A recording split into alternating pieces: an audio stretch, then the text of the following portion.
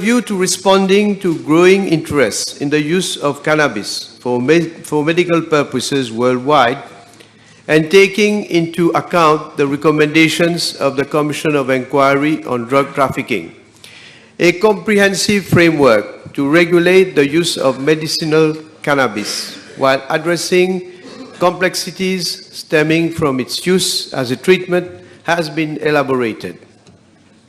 In December 2020, the United Nations Office on Drugs and Crimes, Commission on Narcotics Drugs, took a number of decisions on the international control of cannabis and cannabis substances. One of the main decisions was to agree to the World Health Organization to delete cannabis and cannabis resin from Schedule 4 of the Single Convention on Narcotic Drugs of 1961 to allow for the use of cannabis for medicinal purposes. However, it was also agreed to maintain cannabis and cannabis resin in Schedule 1 as it is still addictive and liable to abuse. Mr. Speaker, sir, a technical committee on medicinal cannabis was set up at the level of the Ministry of Health and Wellness to analyze the decisions of the UNODC's Commission on Narcotics Drugs and submit its views. The committee was set up under the chair of the Executive Director of the Mauritius Research and Innovation Council, with representatives of different ministries and departments such as the Ministry of Agro-Industry and Food Security, the Forensic Science Laboratory, the Mauritius Police Force, University of Mauritius, amongst others. The report of the Technical Committee was finalized and approved in November 2021. Based on discussions and findings, recommendations were made by the Technical Committee on Medicinal Cannabis on indications of treatment, licensing of medical specialists and pharmacists, training of professionals, dispensing model, electronic register of patients, pharmacovigilance, monitoring and evaluation, and regulatory framework for medical cannabis. Mr. Speaker, sir, subsequently, a steering committee was set up under the chair of the Senior Chief Executive of the Ministry of Health and Wellness to look into the implementation of the recommendations contained in the report in relation to the types and formulations of drugs that would be allowed, 2, mechanism for referral of patients for the treatment, including those from private medical institutions, 3, training required by medical specialists from the public and private sectors to enable prescription of the drugs, 4, legal amendments required to the Dangerous Drugs Act, 5, any risks of abuse of the prescribed substance, and 6, prescription to patients who are minors by authorized specialists and collection of drugs by responsible parties thereof. In addition, views and comments from the public were called through notices published in dailies. Comments from the members of the public were received and were considered. Following the approval of the recommendations made by the steering committee, in November 2022, the Dangerous Drugs Act was amended to include medicinal cannabis to be prescribed therapeutically for specific medical conditions by authorized specialists, both from the private and public sectors, upon completion of a medicinal cannabis course approved by the Ministry of Health and Wellness. Mr. Speaker, sir, as at date, 3 pharmacists and 16 doctors, specialists in the fields such as oncology, obstetrics, and gynecology, and psychiatry, amongst others, have completed their course. It is worth noting that medicinal cannabis is not used as a first line of treatment. Only specific therapeutic conditions, as stipulated in the Dangerous Drugs Act, will require treatment by medicinal cannabis. Pursuant to the provisions made in the Dangerous Drugs Act, a therapeutic committee on medicinal cannabis has already been set up on a pilot basis at Victoria Hospital. The committee has met on 3 occasions where 6 potential cases for treatment by medicinal cannabis have been examined. Mr. Speaker, sir, in accordance with the Dangerous Drugs Act, only an authorized specialist who has followed the course can make a request to the Medicinal Cannabis Therapeutic Committee for treatment with medicinal cannabis. And I'm informed by the Commissioner of Police that as at date, no police medical officer has ever prescribed the use of medicinal cannabinoids. Thank you. No further question. Thank you. Next question. B-stroke 1644. Mr. Speaker, sir, in regard to Part A of the question, I am informed by the Commissioner of Police that there have been no cases of selling sweets laced with cannabis to school children reported to the police over the period January 2015 to 30th of November 2023. Regarding Part B of the question, I am informed by the Commissioner of Police that in May 2019, 2 children below the age of 14 years were suspected to be peddlers for traffickers as they were involved in a case of importation of dangerous drugs. The minors, who were unaccompanied brothers, arrived in Mauritius from France on Saturday, 11th of May 2019.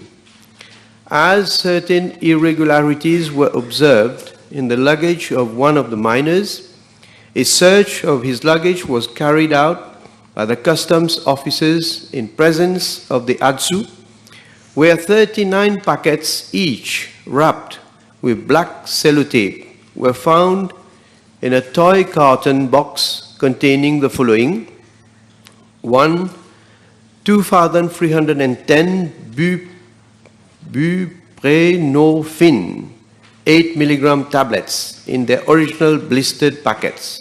2, 128 tramadol biogaron of 37.5 milligrams, 50 milligrams, and 100 milligrams tablets in their original blistered packets. 3, 54 tablets of paracetamol codeine. 4, 14 zoplicon Zentira 7.5 milligram tablets in their original blistered packets. 5, 6 tablets of sildenafil. 6, 20 tablets of Doliprane, and 7, 20 tablets of paracetamol. When the elder brother was questioned, he informed that the packets were given by his grandmother residing in France. The packets were meant to be delivered to his mother in Mauritius. The 2 children were placed under the care and custody of the ADSU at the airport. On the same day, the mother and the stepbrother of the children who came to pick them up at SSR International Airport were arrested.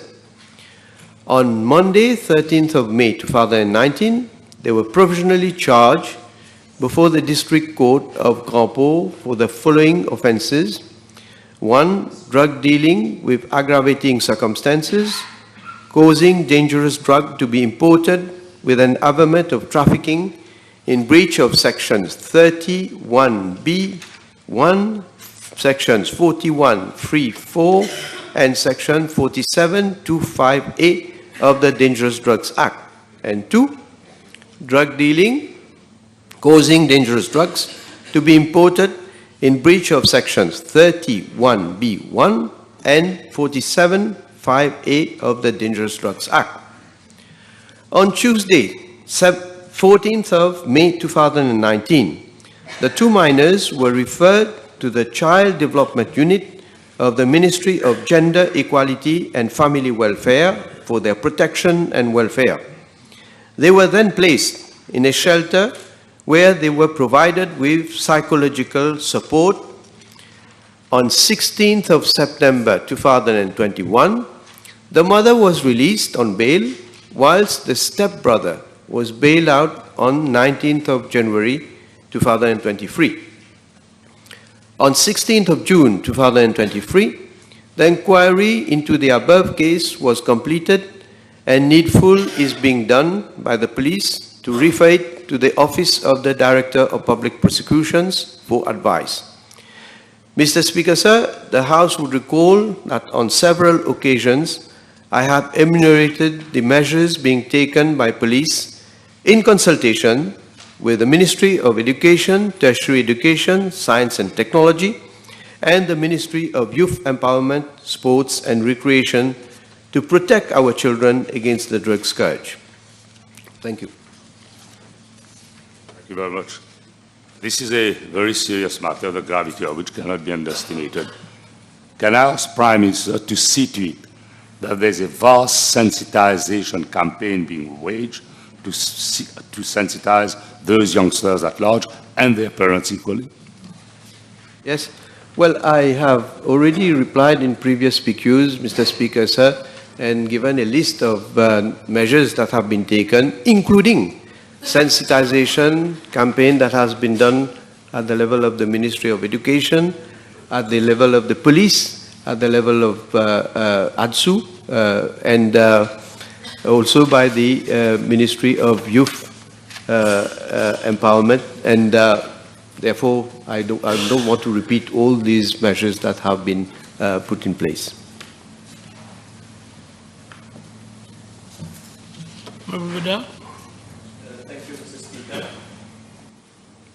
May I ask the Prime Minister whether there were any cases of possession among children or cases of complicity, such as playing the role of sentinel? Well, the Honourable Member must come with a specific question, because this question is about drug peddling for traffickers. Now he's asking for possession. This is a different matter. Of course, I will provide all the information with regard to possession. Last supplementary.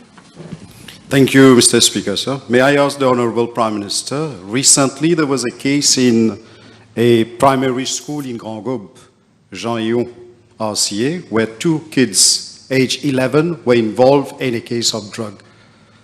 Whether he may inform the House what has been the follow-up at the level of the police. Well, again, I'm informed by the police, this is not a case, the case of Grand Gobe. I know about it, I've been told about, I've been given information about it.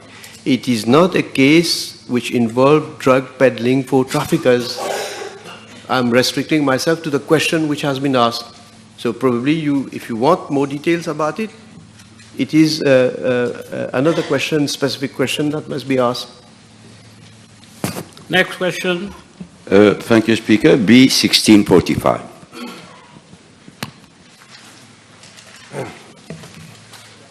Mr. Speaker, sir, I am informed that as per records available, expenditure incurred under Prime Minister's Office Vote 2290014, hospitalities and ceremonials, which inter alia include purchase of alcoholic drinks for the period 2010 to 2014 is as follows. In the year 2010, detailed reports were unfortunately not available prior to December. Hence, some of the information which we have been able to retrieve are as follows. On 3rd of February, 3,500 rupees in connection with bottles of whiskey. 6th of April, 34,693 rupees and 20 cents in connection with bottles of black label whiskey, and 195,000 rupees, 586 and 8 cents with respect to bottles of red and white wines. On 20th of August, dinner hosted by the former Prime Minister at Clarice House, service by La Langouste Grisée, which included 11 bottles of white wine, 6 bottles of red wine, 9 drinks of gin Bombay Sapphire, and 9 double drinks of cognac Rémy Martin, for a total sum of 78,039 rupees. 13th of September, 45,770 rupees in connection with bottles of champagne. 10th of December, 12 black label whiskey bottles and 2 gin Tanqueray bottles for a total sum of 22,940 rupees and 20 cents. And 27th of December, 6 bottles of red wines, Chateau René, 12 bottles of rosé wines, Mateus, 9 bottles of white wines, 48 cans of beer, and 12 red label whiskey bottles for a total sum of 22,144 rupees and 80 cents. Thus, a total of 402,673 rupees and 28 cents was incurred on purchase of alcoholic drinks for that year. And let me say again, there have been other purchases for that year, but unfortunately, we have not been able to retrieve the record. But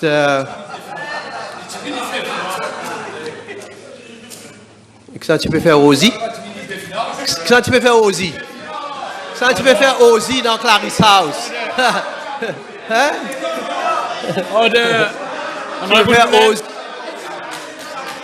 Honorable Boulel, order. Oh. So let him hear this one. Let him hear this one. In the year 2011.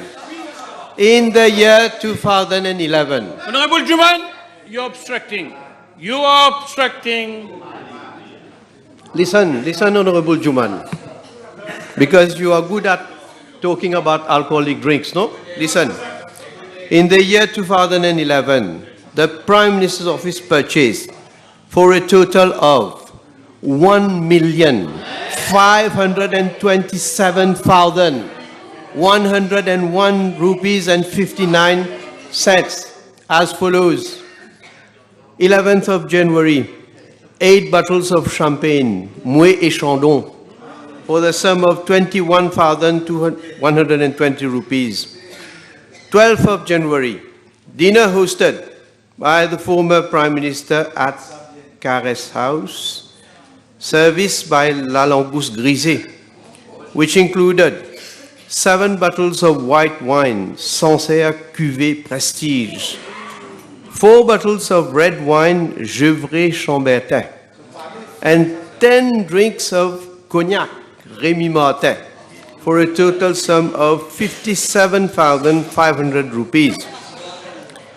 11 February, 10 cans of beer, 3 bottles of red wines, Château de la Chaise, and 3 bottles of white wines, Bellingham Chenin Blanc, for a total of 3,588 rupees and 90 cents. 18th of February, 4 bottles of champagne Laurent Perrier Rosé, for the sum of 7,572 rupees. 23rd of February, 6 bottles of red wines, 6 bottles of white wines Gustave, 6 bottles of champagne Laurent Perrier Brut Rosé, for a total sum of 28,398 rupees and 24 cents. 10th of March, 30 bottles of black label whiskey, 4 bottles of Tanqueray London Dry Gin, 80 bottles of Champagne Mouet et Chandon, 84 bottles of white wines, and 96 bottles of red wines, Mouton Cadet, for a total sum of 423,276 rupees and 18 cents. 19th of April, 18 bottles of red wine, Nederberg Pinotage, for 7,182 rupees and 90 cents. 22nd of April, 48 bottles of Champagne Laurent Perrier Brut for the sum of 19,884 rupees and 14 cents. The 3rd of June, 25 bottles of Black Label whiskey, 3 bottles of Tanqueray London Dry Gin, 70 bottles of Champagne Mouet et Chandon Rosé, 84 bottles of white wine, 108 bottles of red wine, 40 bottles of Champagne Laurent Perrier Brut, for a total sum of 388,740 rupees and 95 cents. 8th of July, 19 bottles of Black Label whiskey, 84 bottles of white wines, 96 bottles of red wines, 16 bottles of Champagne Laurent Perrier Brut, 48 bottles of Champagne Mouet et Chandon Rosé, for a total sum of 336,690 rupees and 56 cents. 18th November, 60 bottles of Champagne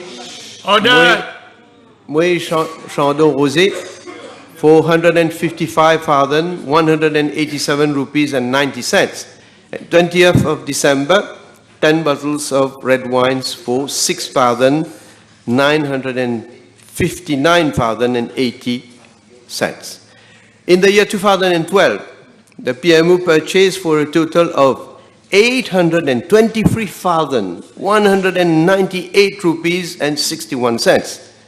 On 16th of February, 8 bottles of red wine, 8 bottles of white wine, Maconnais, and 8 bottles of Champagne Mouet et Chandon Rosé for total sum of 35,455 rupees and 4 cents.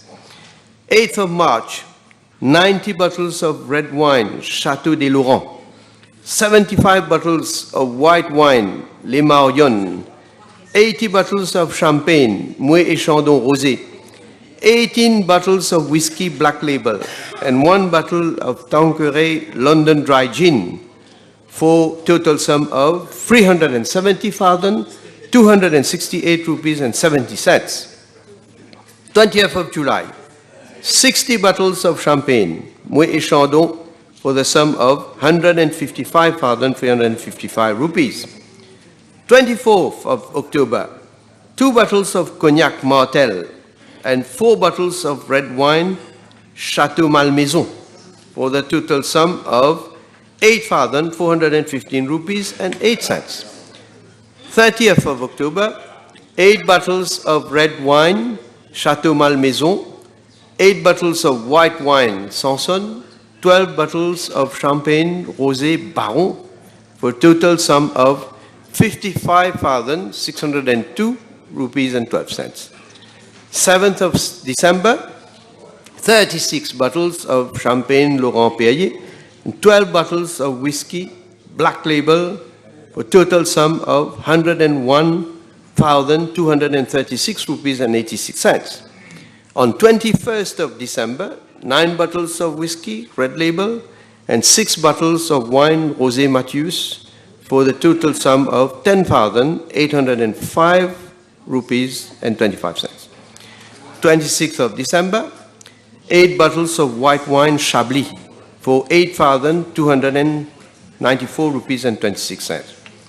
On 31st of December, 24 bottles of Champagne Mouet Chandon, 2 bottles of gin Bombay Sapphire, 8 bottles of red wine Mercury for a total sum of 74,715 rupees and 50 cents. In the year 2013, the PMO purchased for a total of 945,084 rupees and 75 cents. On the 4th of February, one bottle of black label whiskey for 1,765 rupees. 19th of February, 2 bottles of red wines, Chateau Saint-Marc, and 1 bottle of whiskey black label for a total sum of 2,885 rupees. 21st of February, 4 bottles of red wines, Chateau Saint-Marc, and 1 bottle of whiskey black label for a total sum of 5,770 rupees. 5th of March, 25 bottles of champagne, Moet et Chandon, 2 bottles of gin, Bombay Sapphire, 36 bottles of whiskey black label, 3 bottles of Tanqueray London dry gin, 18 bottles of red wines for a total sum of 175,260 rupees and 23 cents.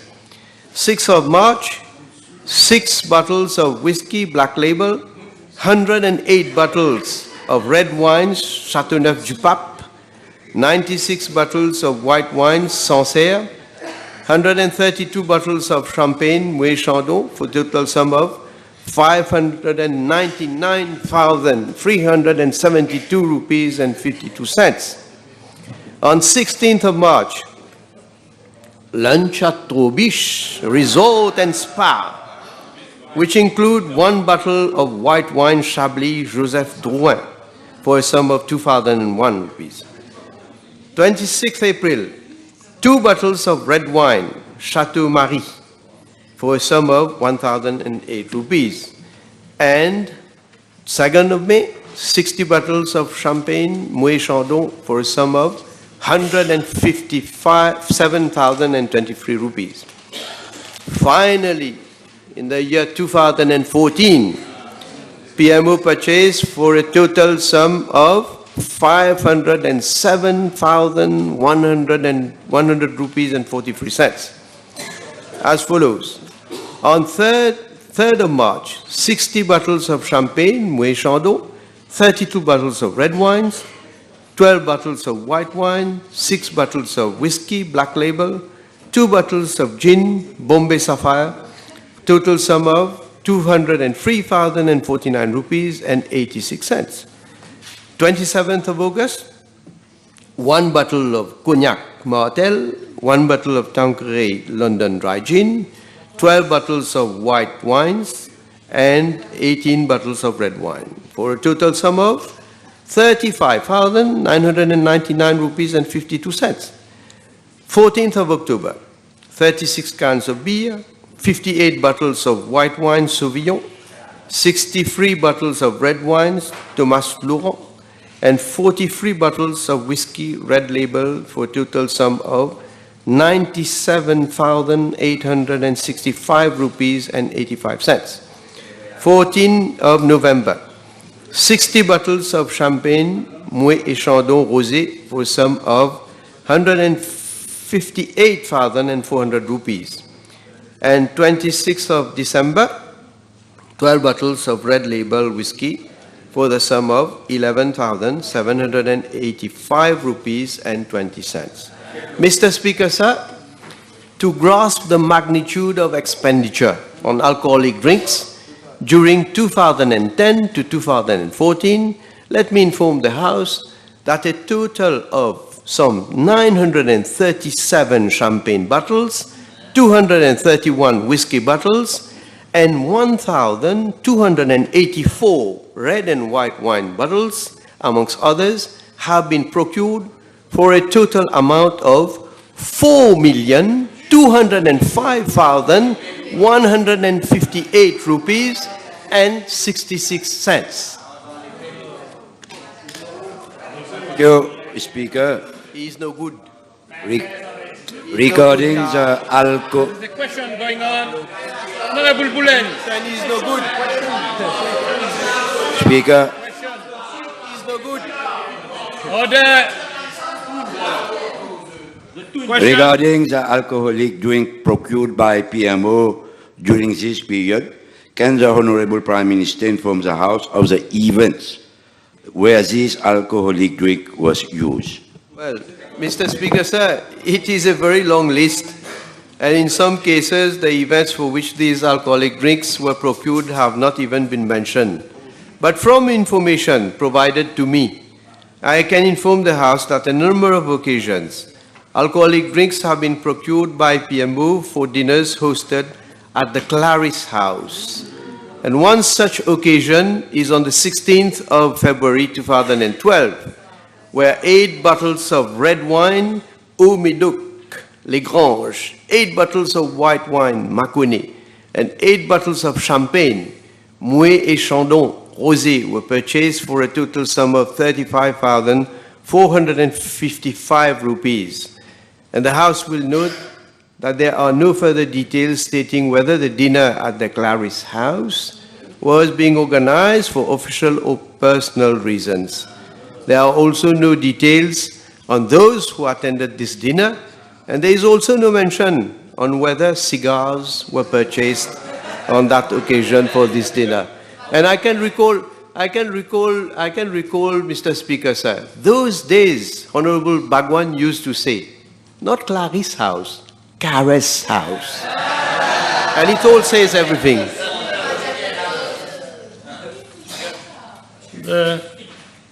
The table has been advised that PQB 1646, 1647, 1649, 1652, 1653, 1655 have been withdrawn. Time over. Time over.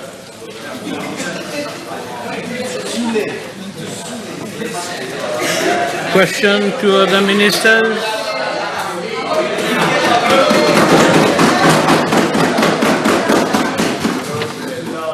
I call MP Ganga Prasad. 1656. Mr. Speaker, sir, I'm informed by the District Council of Rivière-du-Remport that the construction of the new market at Goodlands has been completed and the handing over of same is being finalized.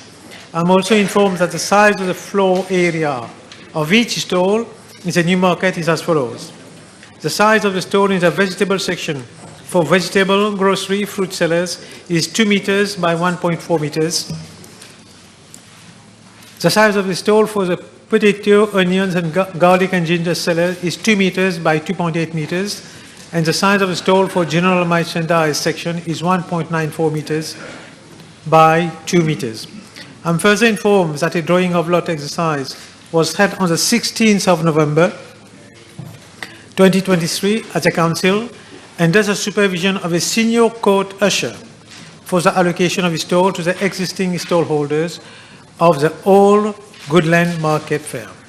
The mandatory criteria of eligibility for the drawing of lots exercise for the vegetable and general merchandise section is that the stall holder should be paying stall fee regularly and should not have ceased operation.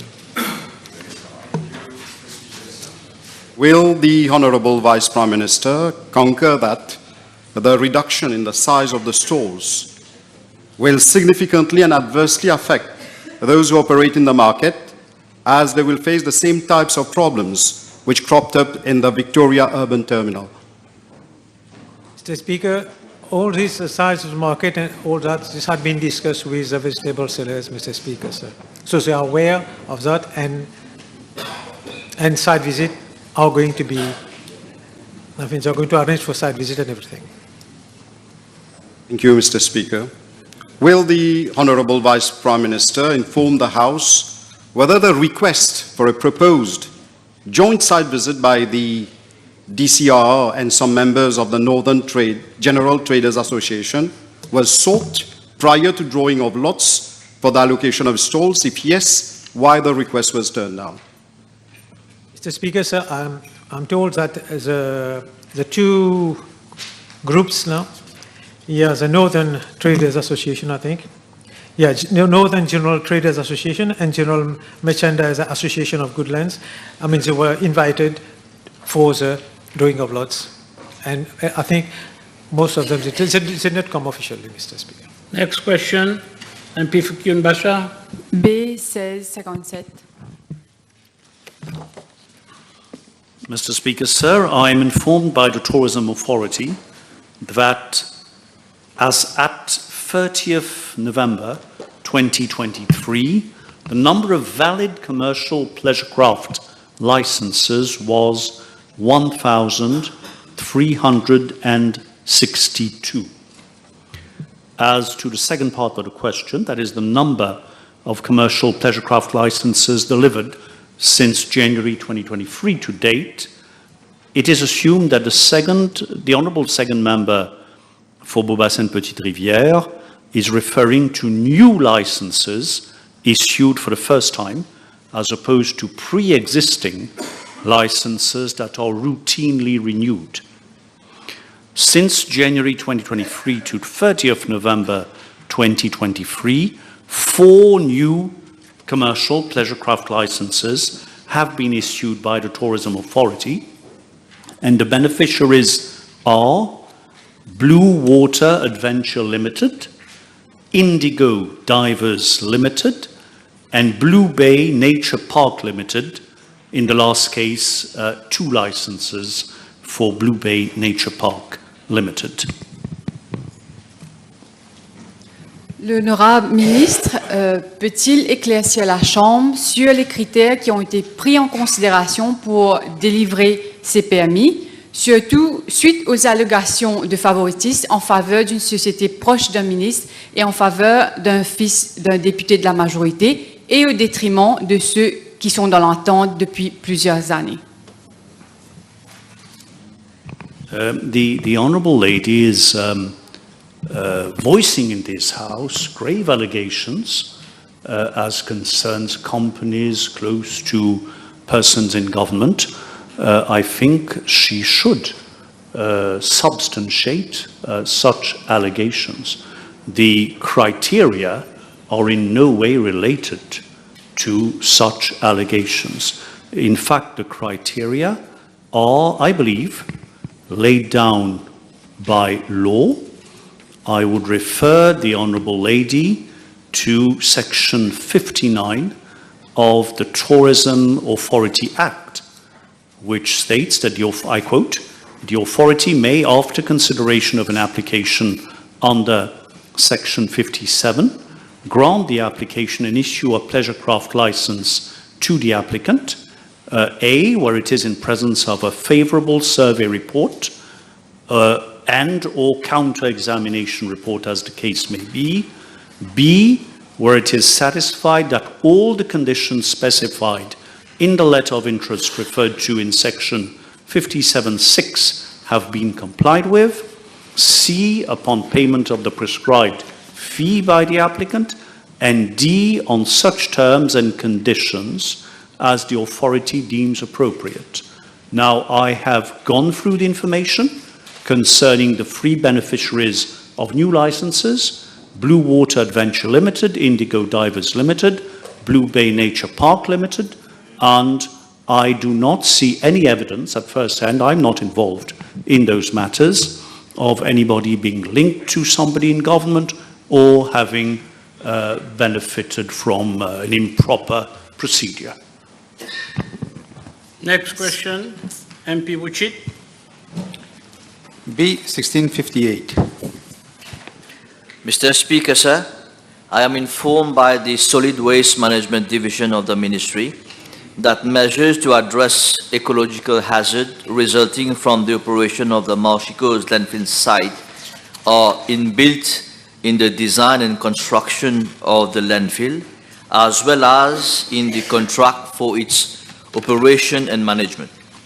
Mr. Speaker, sir, the Marchicos landfill started operation in 1997 and currently covers an area of around 50 hectares where waste has been safely disposed with an average of 500,000 tons yearly. This sanitary landfill is in fact an engineered landfill constructed and operated as per international guidelines to ensure environmentally safe disposal of solid waste.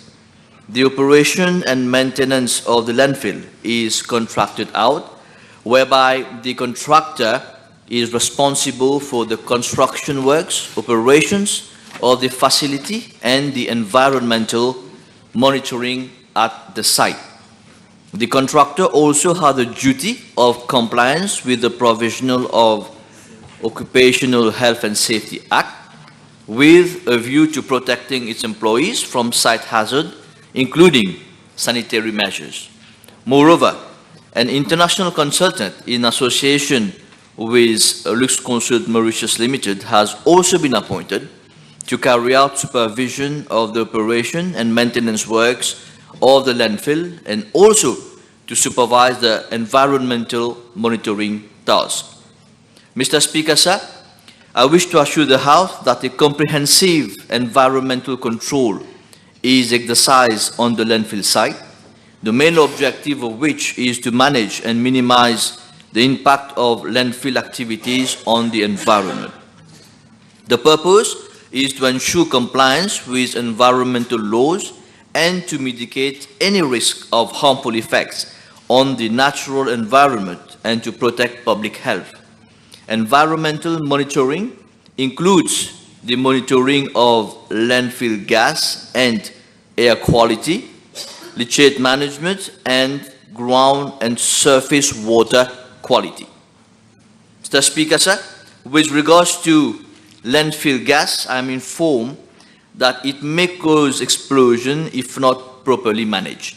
Hence, the presence of such a gas is monitored in and around the landfill site. Landfill gas, which is generated during decomposition of organic waste, constitutes 50% methane, which is known for its high impact as a greenhouse gas. To avoid direct emissions of this greenhouse gas into the atmosphere, I wish to enlighten the House that about 70% vertical and horizontal gas wells have been installed at the Marchicos landfill for gas abstraction and generate about 2 to 3 megawatts green electricity, which is exported to the CEB grid. Any excess gas is flared, thus preventing release of methane in the atmosphere. Moreover, the migration of landfill gas is monitored from mobile gas migrating probes at several locations. Mr. Speaker, sir, I am informed that the design adopted at the Marchicos landfill comprises a bottom line of soil with very low permeability and reinforced with betonite. This liner prevents the infiltration of leachate, which is the liquid percolating through the waste to the underlying soil down to groundwater.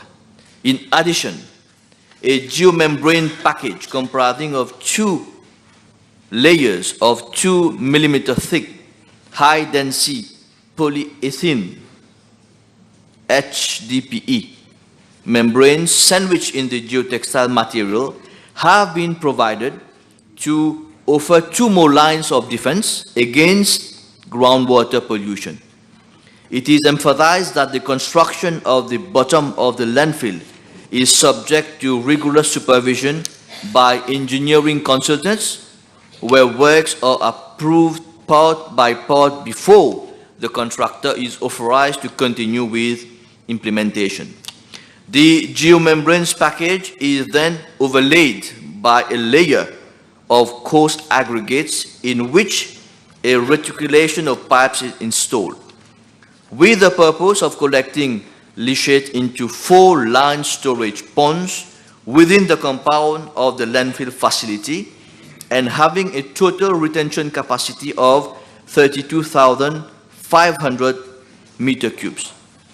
The leachate is then pumped into tankers and transported to the wastewater pumping station at Rochebois and then for treatment at Bejutombo.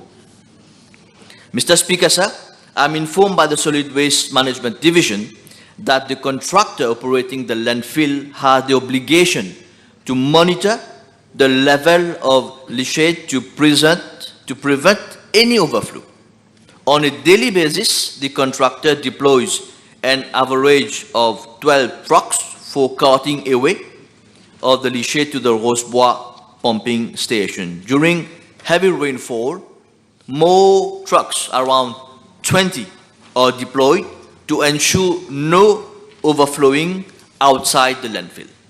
4 ponds ensure adequate buffer to contain any excess generated in the site.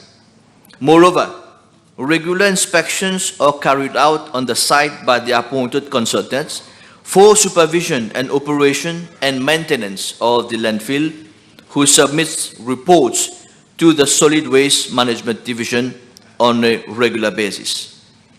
Mr. Speaker, sir, I am informed that peripheral skirts of drains have been constructed around the landfill to prevent ingress of surface water generated outside the landfill into waste mass, which would have otherwise increased significantly the volume of leachate. Mr. Speaker, sir, with regards to monitoring of the quality of groundwater and surface water around the landfill, samples are taken at 24 groundwater monitoring wells and 8 surface water points in the vicinity of the landfill for testing.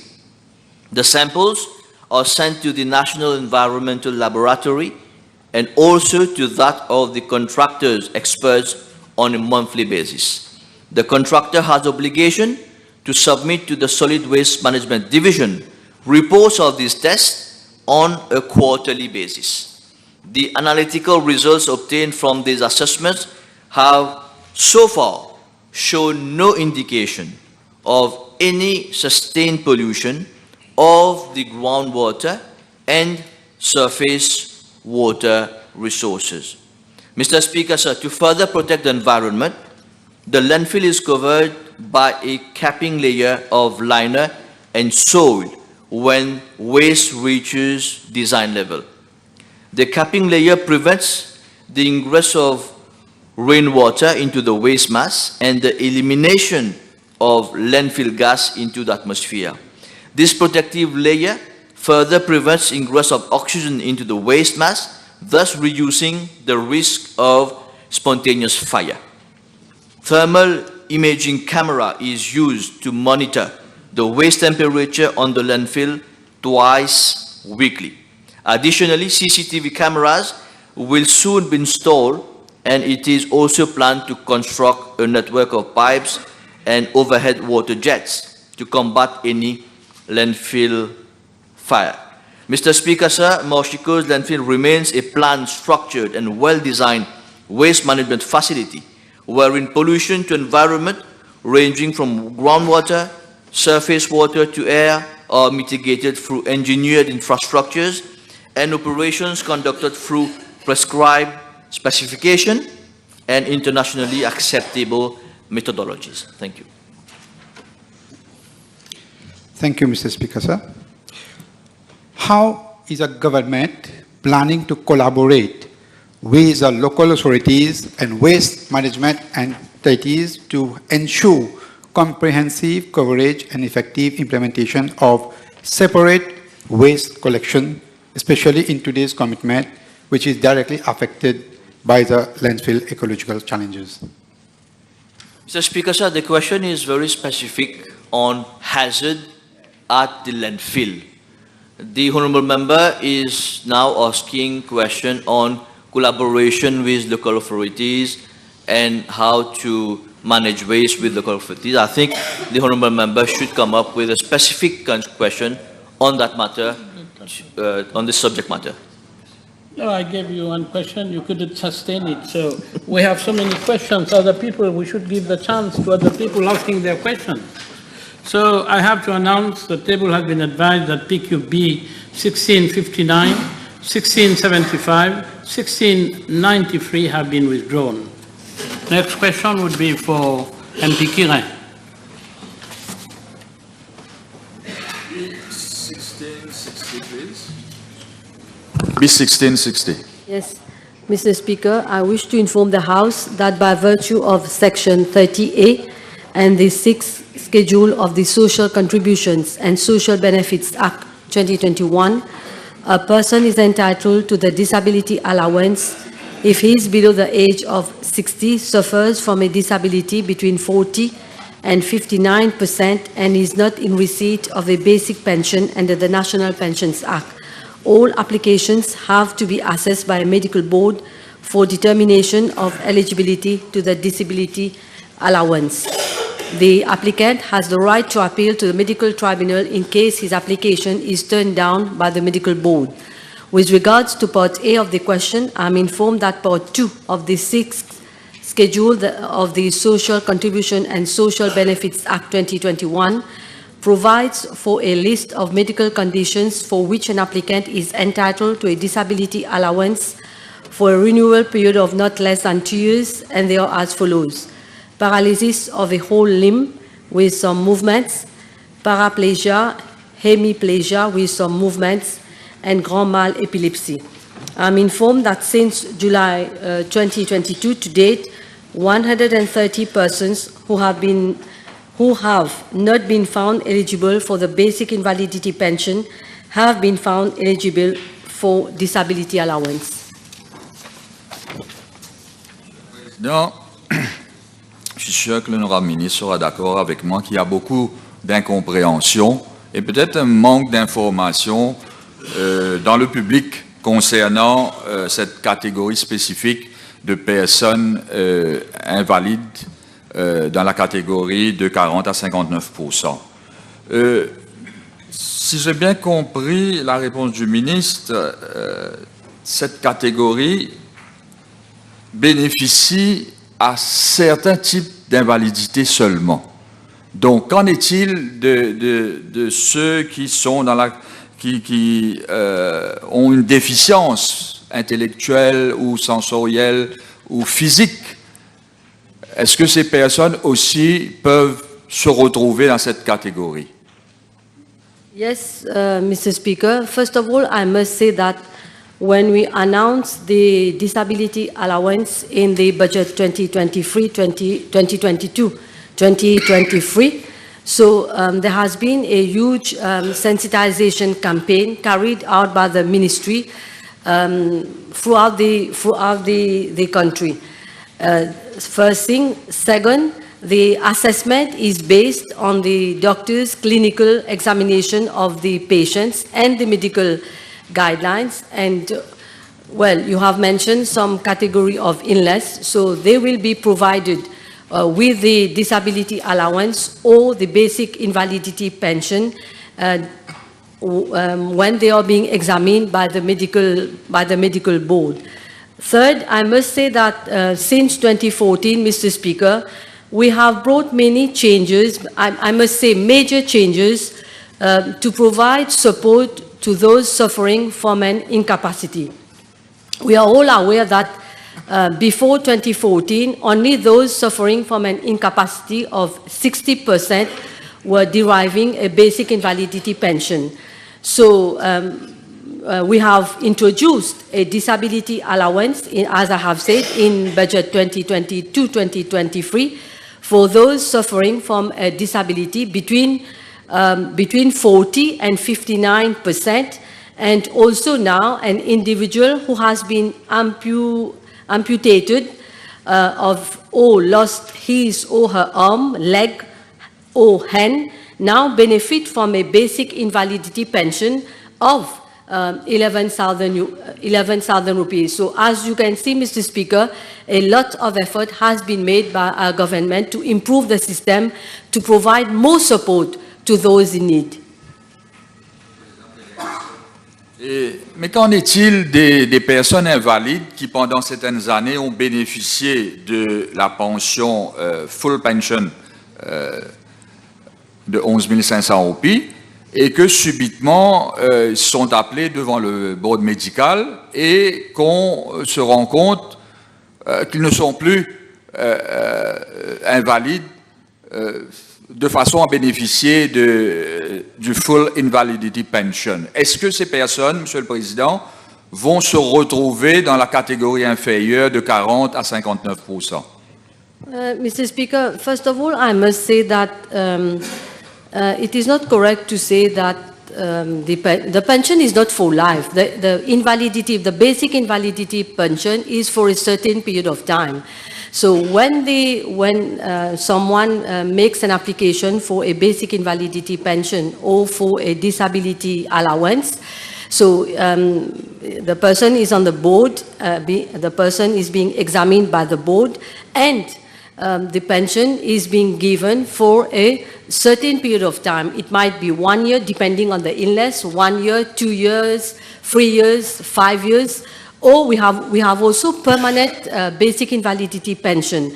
Now, at the end of this said 1 year, 2 years, 3 years, so of course there will be, the person is aware that there will be that the pension will be disallowed, because when the pension is being allowed, a letter is sent to the pension, and as I have said, I stand guided by the medical board, I stand guided by the medical tribunal. The assessment is made on the doctor's clinical examination of the patient and the medical guidelines. So, as I have said, a lot of effort has been done by the ministry, by the government to improve the system, but we stand guided by the doctors.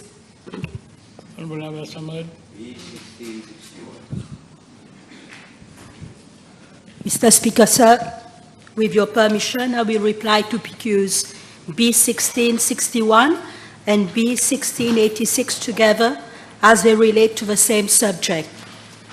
Mr. Speaker, sir, ration rice, or long grain white rice, as it is technically known, is a staple food for both the Mauritian and Rodriguez population, with an annual consumption of about 24,000 metric tons, out of which 5,000 metric tons is for Rodriguez.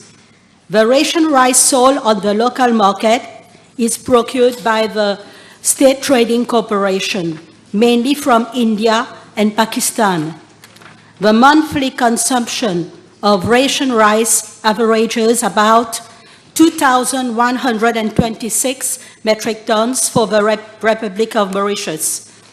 Mr. Speaker, sir, with regards to Part A, I am informed that as at the 4th December 2023, the STC has a stock of around 3,259 metric tons of ration rice in its warehouse, which represents nearly 36 days of consumption based on the current sales trend of about 90 metric tons per day.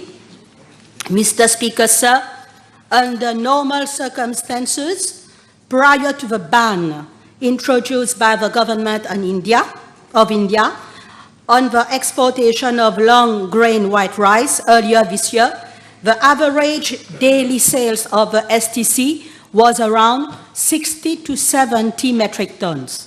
Following the ban, the STC limited its daily sales to around 35 to 40 metric tons, with a view to ensuring continuity of supply and maintaining a continuous supply on the market without scarcity of a product. Further to successful discussions of this government with the government of India, the latter informed that 14,000 metric tons of ration rice would be provided to Mauritius. As soon as a good amount was obtained in early November 2023, the STC immediately increased its delivery of ration rice to around 90 to 100 metric tons, which is about 20 metric tons more than it was before the ban, to its wholesalers, distributors, who are responsible for delivering the rice to various sales points around the island.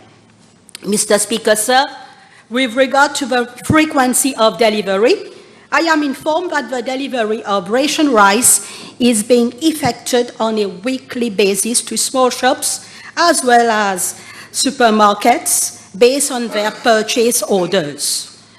Mr. Speaker, sir, I am further informed by the STC that about 2,000 metric tons of ration rice are expected to reach Mauritius over the next 2 weeks from India.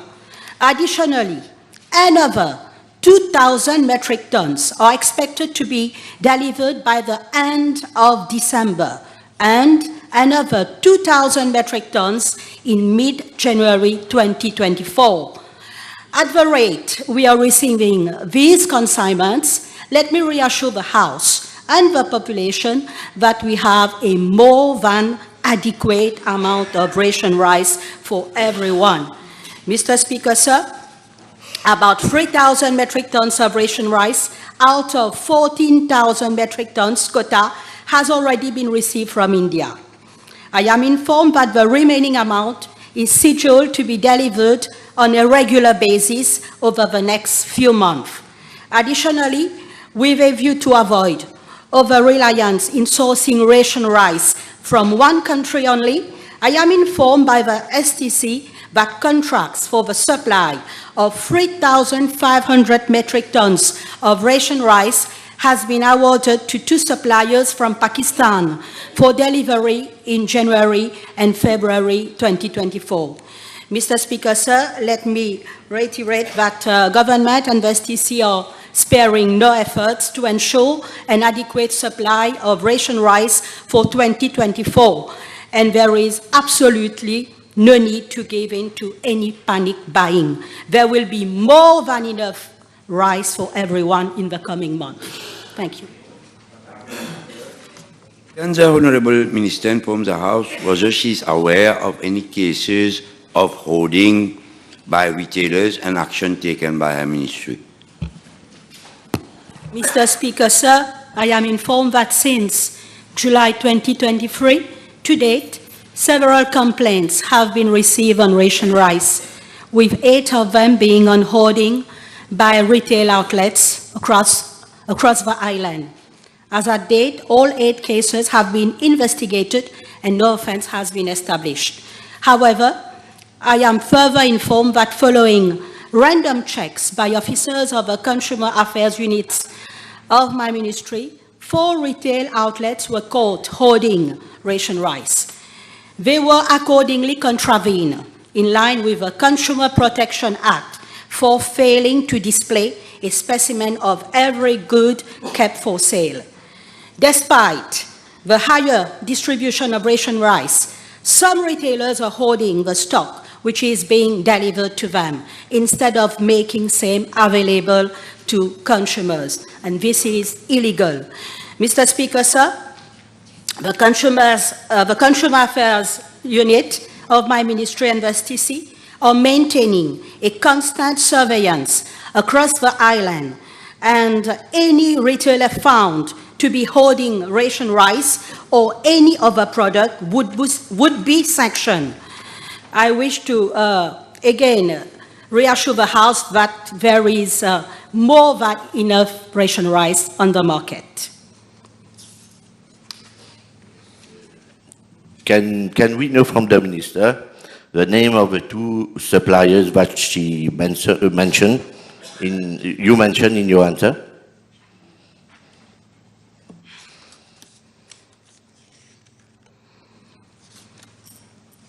Yes, Mr. Speaker, sir. List of suppliers of ration rice of the STC. We have the National Cooperative Export Limited of India.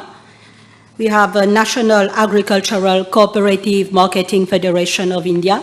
We have also the KK Rice Mills PVT Limited, Pakistan, and the Meske Fimti PVT Limited, Pakistan. Thank you. Next question. B1662.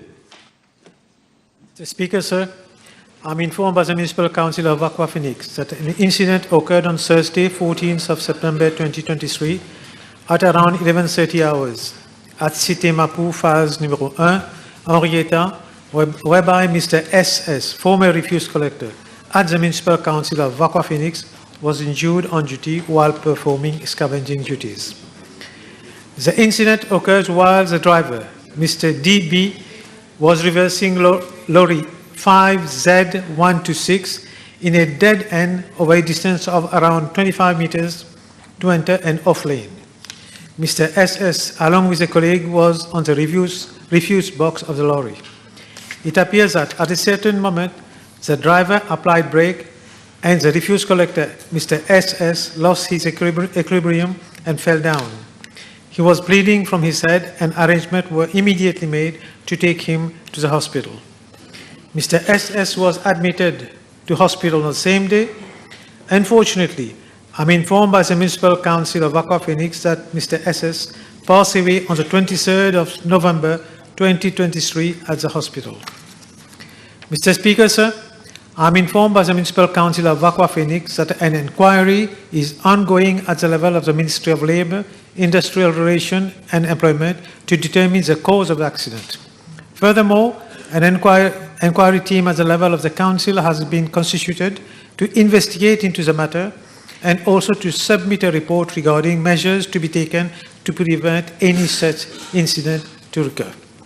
Mr. Speaker, sir, my ministry is working in close collaboration with the Ministry of Labour, Human Resource Development and Training on how to improve the safety and health issues of employees of waste carrier operators, employees of the minor grade cadre. A meeting was held on the 22nd of November 2023 in connection to the waste carrier operators or employees working in the refuse collection field, wherein it has been proposed to amend the local government dumping and waste carriers regulation 2003 so that all scavenging service providers, local authorities and private scavenging service contractors would compulsorily have to provide for electrically driven tarpaulin cover for the garbage box so as to prevent the refuse collector to walk on the garbage box in order to roll out the tarpaulin cover prior to carting away the waste to the transfer station or landfill. This measure has been introduced recently by a few local authorities and the government is planning to make it compulsory for all the stakeholders involved in the scavenging service.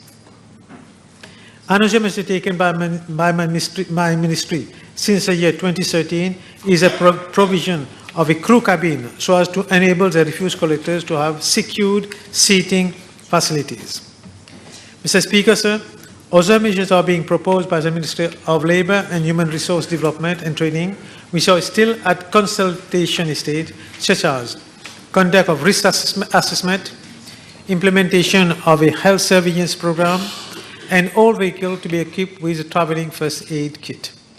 Once all the measures would be finalized, the Ministry of Labour, Human Resource Development and Training would come up with a new set of regulations to improve the occupational safety and health measures for the scavenging service. Mr. Speaker, sir, I wish to reassure the House that the government is committed to the safety and health of the employee of both the public and the private sector.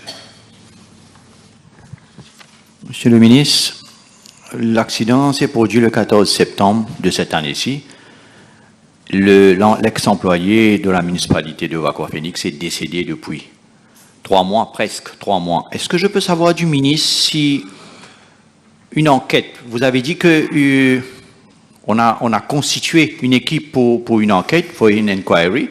Est-ce qu'on peut savoir si l'enquête a débuté? Parce que depuis l'accident du 14 septembre, il y a eu 2 accidents mineurs, certes, mais 2 accidents impliquant les employés de la municipalité.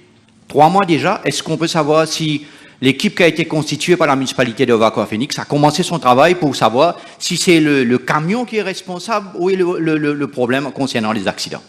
As I've just mentioned, the council has set up an inquiry, and I've been told they have met.